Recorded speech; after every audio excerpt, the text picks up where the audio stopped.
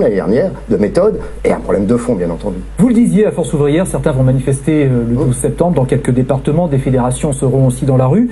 Fabrice Le Restif, il est secrétaire régional FO d'Ille-et-Vilaine, et vous allez voir, il n'est pas du tout sur la même longueur d'onde. Oui. Aujourd'hui, la seule exigence, c'est le retrait des ordonnances Macron, c'est l'abrogation de la loi El Khomri. C'est ça le mandat de Force ouvrière. Et bien évidemment, il faut être conséquent jusqu'au bout. Ça, c'est pas être bougon ou grognon râleur, hein. C'est être syndicaliste, indépendant et conséquent. C'est ça la réalité.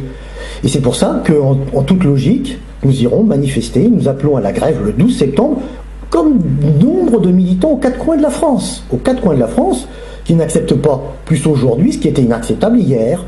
Vous avez traité ses opposants de grognons et de grognards. Oui, grognons et grognards. Mais là, quand il vous dit ça, qu'est-ce que vous lui répondez? Je lui dis qu'on en discutera tous les deux. Parce que lui, il dit c'est cohérent, j'ai manifesté il y a quelques mois. Je pense que c'est cohérent, mais je pense qu'il fait des confusions entre être indépendant et être autonome. C'est pas la même chose. C'est un garçon que je connais bien, qui est un bon militant, qui se dit anarchiste. Voilà, bon, c'est son choix.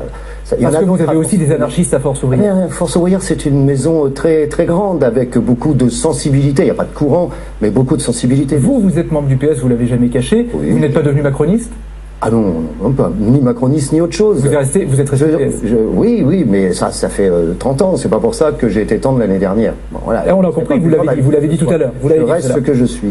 Après avoir fait exploser les partis politiques, est-ce qu'Emmanuel Macron n'est pas en train de faire exploser les syndicats, là? Non, franchement non. C'est pas la première fois qu'il y a compris des débats. Il y a des instances à Force ouvrière. C'est pas moi qui décide tout seul. Hein. Je suis pas un PDG. Il y a des instances de l'organisation. Les décisions ont été prises en accord avec l'ensemble des membres du bureau confédéral. Alors on aura des explications. Le problème, c'est aussi que pendant 3 mois, on a travaillé ardemment, tous les jours, sur ce dossier. Mais on ne pouvait pas le dire publiquement. Donc il faut qu'on explique toute une série de choses. Et je le dis, il y a des choses sur la méthode, ça a fonctionné correctement. Il y a des choses qu'on a gagnées, il y a des choses qu'on a évitées, et il y a des choses sur lesquelles on est en désaccord. Avant d'aller sur le détail, il y a des choses inacceptables. On en découvre encore d'ailleurs. Dans une interview au Journal du Dimanche, Édouard Philippe, le Premier ministre, dit vouloir attaquer le chômage sous tous les angles. Vous craignez le pire?